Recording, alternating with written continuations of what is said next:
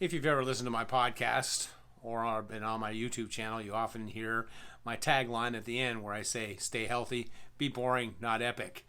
And I kind of wanted to explain that. It's something that I've come up through the years. I started running in 1979 when I walked off the baseball diamond because I was tired of sitting on the bench and decided to run track, mainly because I was a competitive young man and I was tired of coaches deciding whether I get to play or not. And so I thought to myself, okay, what sports are going on here in high school that I can do? It's like that I don't have to worry about the coach for the most part. And it was swimming and running. Problem with swimming is those kids have been swimming. Most of them, I went to a school, Highland High, that had a really good swim team. They've been swimming since they were in grade school. And, the margin of victory in swimming is pretty small. You'll see top three in the Olympics all getting separated by like a hand width. And then there's running. Running's cheap, inexpensive. And back in the late 70s, early 80s, it wasn't very popular, especially to be a distance runner. So I quit playing baseball, walked over my sophomore year over to the track team, and a month later I broke 5 minutes for the mile, and I was hooked. But I immediately wanted to get better, and so I scoured, not the internet, because back then you'd have to look at libraries, find magazines. I bugged my poor librarian to find me books, and slowly but surely I built up my knowledge of endurance sports.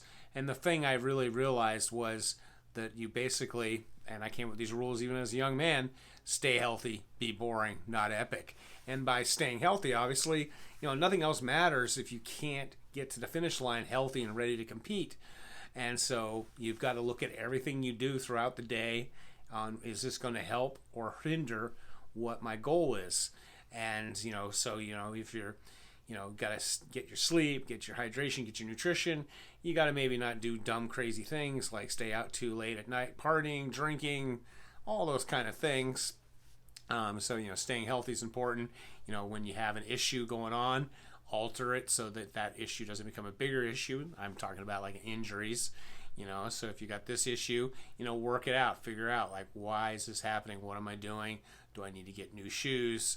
I need to change up my training. Do I need to back off? Do I need to do this, that, or the other thing? And that's how I basically have been running since 1979, now more walking. But I've been doing it for over 40 years, and I've never really been hurt, except for when I slipped on the grease at John's Burgers, which I can't believe the other day they pushed the grease up onto the sidewalk again.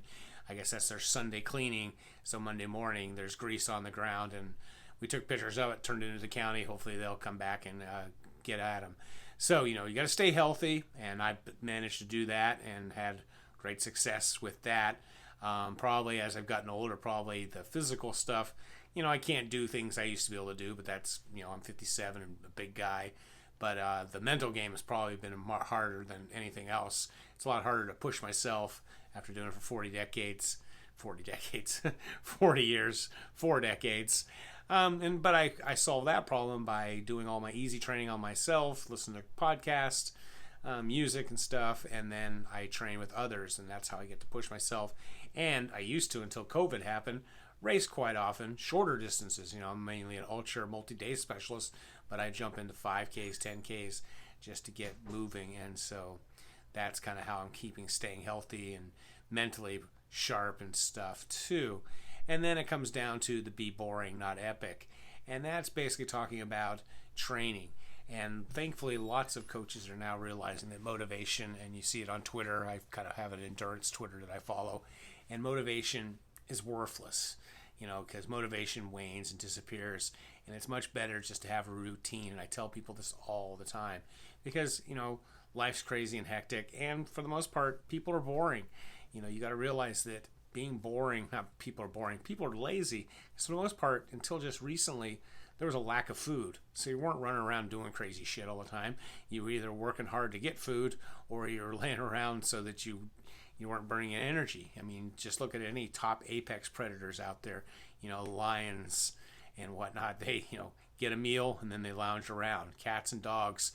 Cats get a bad reputation for taking naps all the time, cat naps. But if you stay home, which many of you are doing now with COVID, you'll realize that dogs sleep a lot too. And why? Because they're predators. And then, of course, they often say, with vegans and vegetarians say, well, these big, strongest animals like elephants and gorillas and stuff, they're vegetarians. And it's like, yeah, but they also eat all day long because they have to, because it's not very efficient. When you start eating meat, no offense, you don't have to eat as often. So it's kind of like saying, like, the motivation. So, we are built to not want to go out and do stuff. And, because of calories, so now, and then, so what you need to do, and I often say this is, you just need to build a routine into your everyday that you just go out and do what you need to do. And the hardest part, like Laz has said in many of his posts, is getting out the door and putting in the miles and doing what you need to do. Best thing to do is do it in the mornings. Just get it done with before life bites in the ass. And, obviously, like I often like to say, like, I love Instagram, where I get to see, The Rock or Kevin Hart or many other celebrities. And they're always up at 4 or 5 o'clock in the morning working out and training. And you're thinking they could train whenever they wanted. They're rich, successful, this, that, and the other thing. But they know that time of morning, there's not publicists, there's not family, there's not agents, there's not everybody's bugging them to death, and they're not passing up making money. So that's when they get up and they put in the work in the mornings. And then, if you can get something in later on in the day, that's great. But at least you've got it taken care of. And it's, just a done deal. I often see and hear runners having these streaks, exercise streaks. And then you hear that, all of a sudden they miss out and they don't get their workout in that day. And that's like, well, like me, tomorrow morning, 5:30, I'll be out the door. A little later in the winter when it's really dark and cold. But tomorrow morning, even though right now it's, September 1st, 2020, it's a Tuesday night, it's 10 o'clock at night, but I need to go to bed. I'm just doing this podcast YouTube video, and then I'm going to go to bed, probably get up at 2 or 3 because I only sleep 3 or 4 hours, do some work, and then go back to sleep. I have this polyphasic sleeping. I'm going to do a podcast about that in the future. There's that throughout human history, people didn't really sleep these 8-10 hours at a stretch. They'd go to sleep a couple hours after the sun went down, and then wake up in the middle of the night, take care of business for a while, and then go back to sleep. And that's kind of how I operate. So get yourself a routine. Just say, okay, this is when I'm going to go out and work out. And you might say, but I can't get up. Well, you can get up. Just go to bed earlier. How can you go to bed earlier? You do it. But you just like stop watching TV, stop doing whatever it is you're doing. And I get it. You have family and work. It's difficult. You want to unwind. But a lot of people do a lot of stuff you don't realize you're just wasting lots of time. Like watching television, having drinks after dinner, or this, that, and the other thing. So, make it a schedule and keep a routine bedtime. Like right now, especially in the summer, I'm training in the evenings because it's cooler. So I'm not going to bed till 10:30, 11 o'clock. The winter, I might go to bed at 9. I'm just and so I try and take care of it. So get out there in the mornings, get your routine.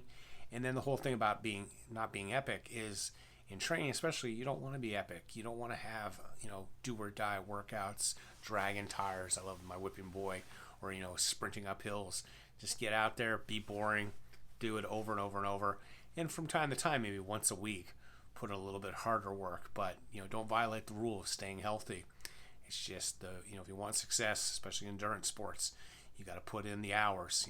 Malcolm Gladwell, the 10,000 hours really holds true.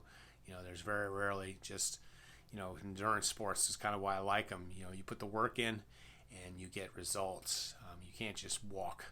You just can't walk out of the classroom and make the track team and really be crushing it. There's, talent does matter, but it's also a lot of other things involved in it. So, like I said, it's just staying healthy, being boring, not epic. Save the epic for that 1 or 2 races a year that you really want to do well at and have goals for. That's another thing that a lot of people do, is they just over race. And so basically people just race, recover, or not even really recover, race, recover, race, burn out, find something else to do. So as always, stay healthy, be boring, not epic.